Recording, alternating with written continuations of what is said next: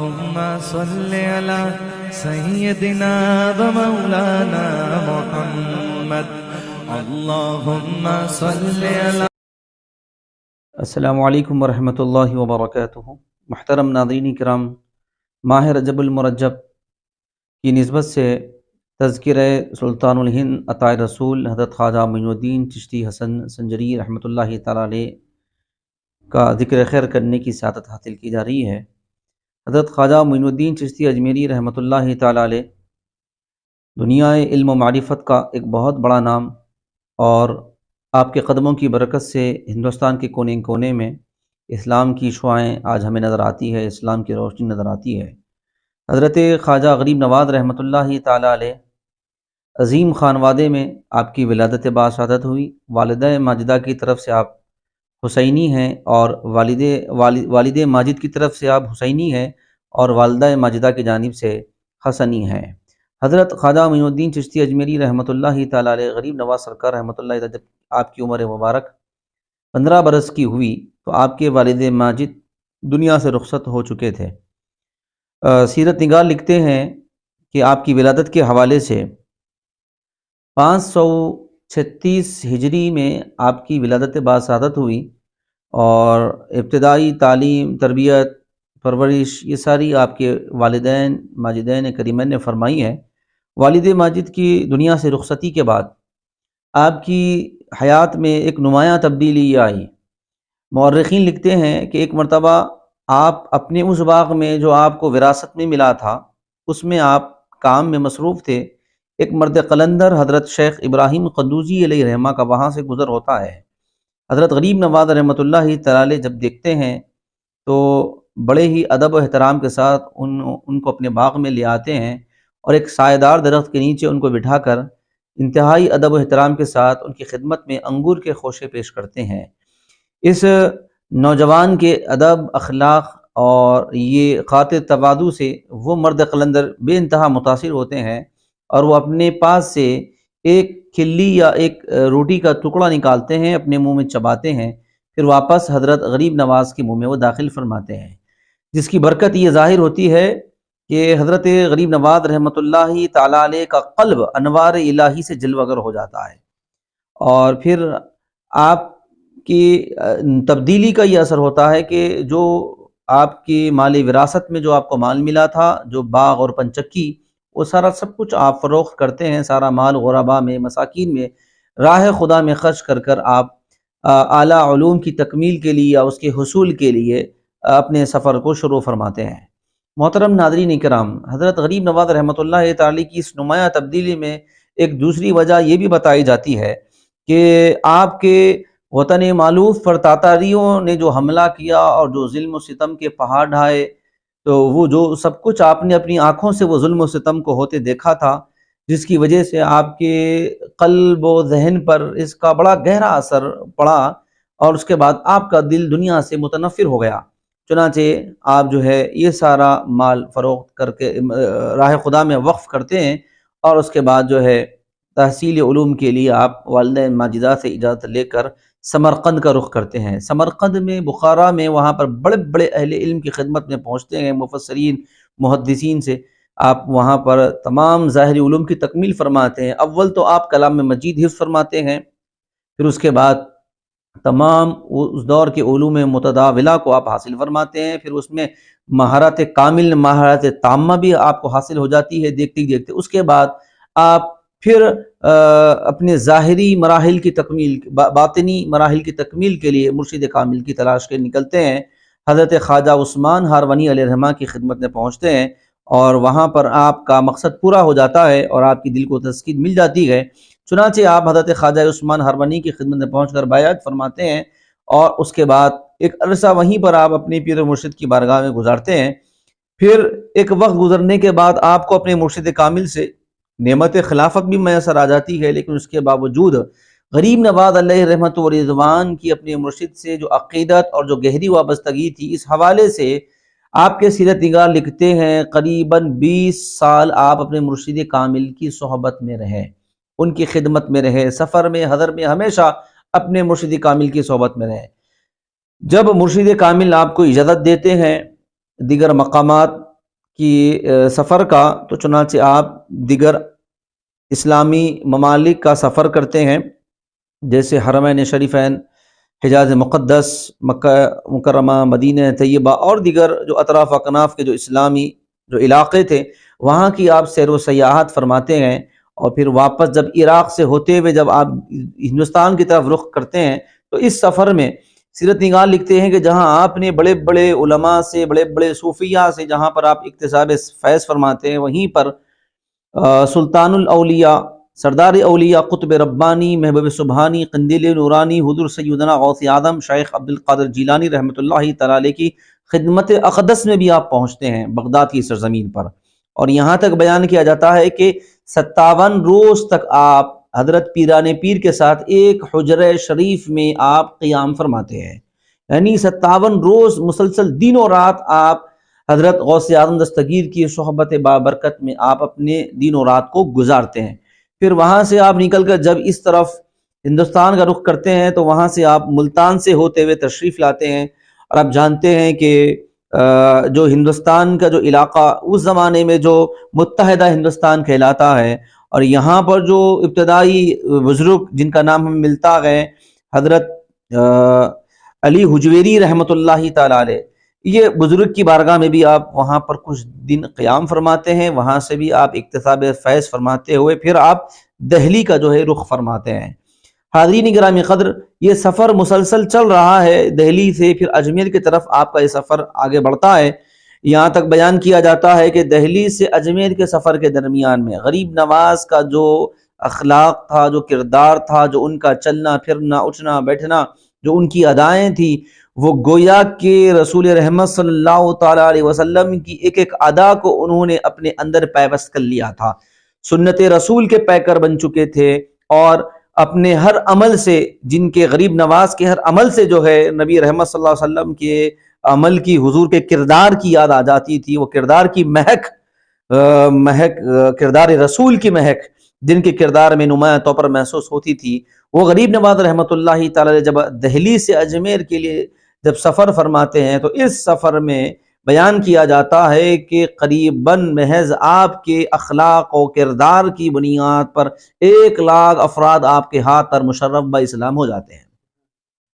یہ وہ ہندوستان کی تاریخ، بلکہ ہندوستان کی تاریخ میں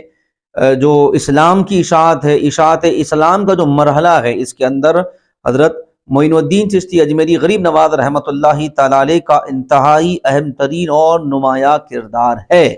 اور سب سے بڑھ کر یہ کہ آپ نے پھر اشاعت اسلام کے سلسلے کو جاری کرنے کے لیے جب اجمیر شریف یہاں پر قیام فرماتے ہیں، یہاں سے جس طریقے سے آپ نے اپنی خانقاہ میں قیام فرما ہو کر جو تربیت کا نظام یہاں جو آپ نے جس کا آغاز فرمایا تھا، اسی تربیت کا نتیجہ تھا کہ آپ کے شاگردین، آپ کے خلفاء، آپ کے مریدین کے ذریعے سے سلسلہ چشتیہ کی اشاعت کونے کونے میں ہوئی، اور یہی سلسلہ چشتیہ کے ذریعے سے ہندوستان کے کونے کونے میں اسلام کی تعلیمات پہنچتی رہی، اسلام کے احکام پہنچتے رہے، اور اسلام کی روشنی کونے کونے تک پہنچتی رہی۔ بلکہ یہ کہا جائے تو بے جا نہ ہوگا کہ حضرت غریب نواز رحمۃ اللہ تعالی علیہ نے اسلام کی اشاعت کے لیے جو بیج بویا تھا، وہ ایسی آپ کی محنت تھی اور دور اندیشی تھی، آپ نے جو بیج بویا تھا، آپ کی محنتوں کا، آپ کے اس مقدس منصوبہ بندی کا نتیجہ تھا کہ یہ بیج جو پودا اور جب تناور درخت پھل اور پھول دینے لگا، تو اس کی جڑیں ہندوستان کی کونے کونے تک پہنچ چکی تھی۔ محترم ناظرین کرام، حضرت غریب نواز رحمۃ اللہ تعالی علیہ کے سلسلے چشتیہ کے ذریعے سے بہت بڑا کام ہمیں اسلام کی اشاعت کے طور پر دیکھنے کو ملتا ہے، بالخصوص سلسلے میں جو شاخیں بنی، سلسلہ جو چشتی صابری اور چشتی نظامی، اس کے ذریعے سے بھی جو ہے یہ کام، یہ مشن آگے بڑھتا رہا۔ حضرت غریب نواز رحمۃ اللہ تعالی علیہ جہاں پر اشاعت اسلام کے لیے آپ محنت فرمائے، کوششیں کیے، وہیں پر آپ نے ایسے افراد کو تیار کیے، ایسے شخصیات کو آپ نے تربیت کی، تیار کیا کہ جو آنے والے دور میں وقت کے بڑے بڑے جلیل القدر جو ہے امت مسلمہ کو ملے، بڑے بڑے قطب الاقطاب امت مسلمہ کو ملے، آپ کی نگاہ کامل سے، آپ کی نگاہوں کی برکت سے بڑے بڑے جو ہے اولیاء امت مسلمہ کو میسر آئے۔ حضرت غریب نواز رحمۃ اللہ تعالی علیہ نے اشاعت اسلام کے اندر دو آپ نے طریقوں کو، اسلوب کو آپ نے اختیار فرمایا۔ ایک تو یہ کہ تعلیمات اسلام کو آپ اپنی مریدین کے ذریعے سے اس کو آپ آگے بڑھاتے رہے۔ پھر آپ ہندوستان کی سرزمین میں جب یہاں پر آئے تو جب لاہور میں جب آپ کے یہاں پر قدم رنجائی ہوئی تو سیرت نگار لکھتے ہیں کہ آپ نے یہاں کی مقامی زبان کو پہلے آپ نے سیکھا اور اس پر مہارت آپ نے حاصل کی، اور اس کے بعد اپنے سفر کو آپ نے آگے بڑھایا۔ تو وہ زمانے میں ہندوستان کی زبان ہندی زبان ہو سکتی ہے یا جو کوئی بھی مقامی زبان اور بھی کوئی ہو، سنسکرت ہو، جو بھی ہو۔ حضرت غریب نواز علیہ رحمت و رضوان نے سب سے پہلے یہ آپ نے منصوبہ بنایا کہ لوگوں تک اگر اسلام کو پہنچانا ہے، ان کے دل میں اگر اسلام کی شمع کو روشن کرنا ہے، اور ان کے دلوں کو جو گمراہی کے گھر بنے ہوئے ہیں، اگر ان کے دلوں کو ہدایت کا نور ان کے دلوں میں اگر داخل کرنا ہے تو پھر ان کے دلوں میں بات پہنچانی ہے، اور وہ ان کے دلوں تک بات پہنچانے کے لیے غریب نواز نے ان کی زبان کا استعمال کیا، ان کی زبان کو آپ نے حاصل کیا، اور اس کے ذریعے سے آپ نے اسلام کی تبلیغ فرمائی اور تعلیمات اسلام کا فروغ حاصل ہوا۔ عزیزان ملت اسلامیہ، میں یہاں دیکھنے والے ناظرین کو میں یہ بھی عرض کرنا چاہتا ہوں، یہ ہندوستان میں جتنے بڑے بڑے جلیل القدر صوفیاں آپ کو نظر آتے ہیں، بالخصوص آج جس شخصیت کے ذکر خیر میں ہم جمع ہوئے ہیں وہ حضرت معین الدین چشتی اجمیری رحمۃ اللہ تعالی غریب نواز سرکار۔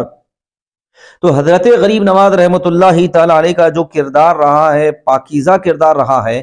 اگر آپ کے حالات کو کوئی بھی شخص، کوئی بھی فرد، چاہے وہ کسی بھی مسلک سے تعلق رکھنے والا ہو، کسی بھی مکتب فکر سے تعلق رکھنے والا ہو، کسی مذہب سے تعلق رکھنے والا ہو، اگر وہ انصاف کی نظر سے آپ کے کردار کو پڑھے گا، آپ کی زندگی کو پڑھے گا، آپ کی زندگی کے پاک حالات کو پڑھے گا، یہ بڑی ذمہ داری سے ہم کہہ سکتے ہیں کہ وہ بھی آپ کا عقیدت مند ہو جائے گا، وہ بھی آپ کا چاہنے والا ہو جائے۔ کیوں؟ یہ وہ مقدس ہستیاں ہیں جنہوں نے اس دنیا میں پاکیزہ زندگی اختیار کیے، اور اپنی زندگی کے شب و روز کے جو نمونے جو دنیا والوں کے سامنے پیش کیے، وہ نمونے انتہائی پاکیزہ نمونے ہیں۔ آج دنیا، بلکہ جو مخالفین اہل سنت ہے، ان اللہ والوں پر یا ان کے آستانوں پر اگر کوئی اعتراض کرتا ہے، یا کسی کے ذہن میں کوئی سوال پیدا ہوتا ہے، یا کوئی تنقید کا نشانہ بناتا ہے، تو ہم ان سے بھی عرض کرنا چاہتے ہیں کہ یہ ہستیاں تو بڑی جلیل القدر ہستیاں ہیں۔ اگر آج کے زمانے کے لوگوں میں ان لوگوں کی بات ہو رہی ہے جو علم سے واقف نہیں، تعلیم سے جن کا تعلق نہیں، شریعت کے احکام سے جن کو کوئی تعلق نہیں، اگر آپ ان کے عمل کو دلیل بناتے ہیں، اگر آپ ان کے عمل کو یہ سمجھتے ہیں کہ یہ اہل سنت کی تعلیم ہے، اگر آپ یہ سمجھتے ہیں کہ اگر کوئی ناواقف فرد اگر کوئی غلطی کرتا ہے یا کوئی غیر شرعی حرکت کرتا ہے آستانوں پر بزرگان دین کے، اگر آپ اس کو اہل سنت کی تعلیمات کی طرف منسوب کرتے گئے تو یہ تو آپ کا قصور ہے۔ بلکہ ہم یہاں تک کہیں گے کہ کرنے والا جو غلطی کر رہا ہے تو ہم بھی تو کہہ رہے ہیں کہ وہ غلط کر رہا ہے، جو غلط ہوتا ہے، غیر شرعی کام جو ہو رہا ہے وہ غلط ہے۔ اب رہا مسئلہ، ان کے علاوہ بڑی تعداد وہ ہیں جو شرعی حدود کا لحاظ کرتے بھی ہیں، شرعی حدود میں رہ کر زیارت کرتے ہیں، ان اللہ والوں کی بارگاہوں پر حاضری دیتے ہیں اور ان سے ایک اکتساب فیض فرماتے ہیں دائرہ شریعت میں رہ کر، یہ تو ان کی بھی بڑی تعداد ہم کو ملتی ہے۔ لیکن کیا بات ہے کہ آپ ان افراد کو اپنے گفتگو میں بطور حوالہ پیش نہیں کرتے۔ بطور حوالہ اگر کسی آپ افراد کو پیش کر رہے ہیں تو ان کا حوالہ آپ دے رہے ہیں، یا ان کے عمل کو پیش کیا جاتا ہے جس کا علم سے تعلق نہیں ہے، علماء سے تعلق نہیں ہے، جو علم سے ناواقف ہے۔ تو پتہ کیا چلا؟ ہم تو کہتے ہیں کہ غلطی کرنے والا تو ناواقفیت کی بنیاد پر غلطی کر رہا ہے۔ موٹے لفظوں میں اگر کہیں آپ کہ علم سے تعلق نہیں ہے، تو علم کے مقابل میں جو تعریف ہوتی ہے تو وہ جہل ہے، وہ جہالت کی بنیاد پر یا ناواقفیت کی بنیاد پر اس سے غلطی ہو رہی ہے، تو وہ تو ناواقفیت کی بنیاد پر غلطی کر رہا ہے۔ آپ جو صرف ان لوگوں پر آپ نظر رکھ رہے ہیں، تو اس کا مطلب یہ ہے کہ پہلے ہی آپ کے ذہن میں یہ بات ایک مائنڈ سیٹ بنی ہوئی ہے کہ یہ آستانوں پر نہیں جانا چاہیے، یا یہ اللہ والوں کے آستانوں پر جانا درست نہیں ہے۔ تو میں سمجھتا ہوں کہ پہلے اس مائنڈ سیٹ کو بدلنے کی ضرورت ہے، اس لیے کہ اللہ والوں کے آستانے یہ گمراہی کے مقامات نہیں ہیں، یہ تو ہدایت کے مراکز ہیں، یہ تو ہدایت کے مراکز ہے۔ یہاں سے تو اسلام کی شعائیں پھوٹی ہیں، کون انکار کر سکتا ہے؟ ہندوستان میں رہنے والا کون سا فرد ان اللہ والوں کے بزرگوں کے محنتوں کو، ان کی مشقتوں کو، ان کے مجاہدوں کو اور تبلیغ اسلام کی بابت کی جانے والی کوششوں کو کون انکار کر سکتا ہے؟ جناب عالی، یہ آپ اور ہم جس زمانے میں ہے، یہ بڑا سہولت بخش والا زمانہ ہے، یہ آج کے زمانے میں کوئی مشقت نہیں، کوئی چیلنجز نہیں ہے۔ لیکن آپ دیکھیں گے کہ حضور غریب نواز علیہ رحمہ جس وقت ہندوستان کی دھرتی پر داخل ہوئے تھے، اس وقت کیا تھا؟ یہاں پر گویا کہ کفرستان تھا۔ غریب نواز نے اس کفرستان کو اپنے قدموں کی برکت سے اسلام کا ایک مرکز آپ نے بنا دیا۔ آج لاکھوں نہیں کروڑوں یہاں پر جو ہے اسلام کے ماننے والے، اسلام کے لیے مر مٹنے والے آپ کو نظر آئیں گے۔ یہ کس کا فیض ہے؟ یہ اللہ والوں کے آستانوں کا، ان کی محنتوں کا، ان کے مجاہدوں کا، ان کی تبلیغ اور ان کی مشقتوں کا، ان کی قربانیوں کا فیض ہے کہ آج اسلام جو ہے دور دور تک ہمیں نمایاں طور پر نظر آتا ہے۔ بہرحال حاضرین گرامی قدر، حضرت غریب نواز رحمۃ اللہ تعالی علیہ کا جو تذکرہ خیر کرنے کا مقصد یہ ہے کہ جو دیکھنے والے ناظرین ہیں، جو اہل سلسلہ ہے اور جو اہل سنت سے جن کا تعلق ہے، بطور خاص میں ان کی خدمت میں عرض کرتا ہوں، جناب علی، آپ کی اور میری، ہم سب کی یہ ذمہ داری بنتی ہے کہ آج ہم بزرگان دین کا تذکرہ اب صرف اپنی زبانوں پر رکھتے ہیں، بزرگوں کی محبت صرف ہماری زبانوں پر ہے، تذکرہ زبانوں پر ہے۔ حقیقی محبت کون سی محبت ہے؟ جب ان کی زندگیوں کے مطابق ہماری زندگیاں ہو جائیں گے تو پھر حقیقی محبت کا ہم حق ادا بھی کر پائیں گے۔ ضرورت اس بات کی ہے کہ دیکھنے والوں سے میں ضرور اپیل کروں گا کہ وہ حضرت غریب نواز رحمۃ اللہ تعالی کے اسوے کو مستند حوالوں کی روشنی میں، مستند کتابوں، مستند تحریروں کی روشنی میں ان اللہ والوں کا مطالعہ کریں، ان کی محبت کو اپنے دلوں میں بسائیں، اور سب سے بڑھ کر آپ کی میری ذمہ داری ہے کہ جو مشن غریب نواز ہے، وہ مشن غریب نواز سے وابستہ ہونا اور اس کو آگے لے جانا، یہ ہر اہل سنت کے فرد کی ذمہ داری ہے۔ میں رب العالمین سے دعا کرتا ہوں مولا رب کریم ہم سب کو حضرت غریب نواز رحمۃ اللہ تعالی علیہ کے فیضان سے اور آپ کے خصوصی فیض سے مالا مال فرمائیں، بجائے حبیبی کا سید المرسلین والحمد للہ رب العالمین۔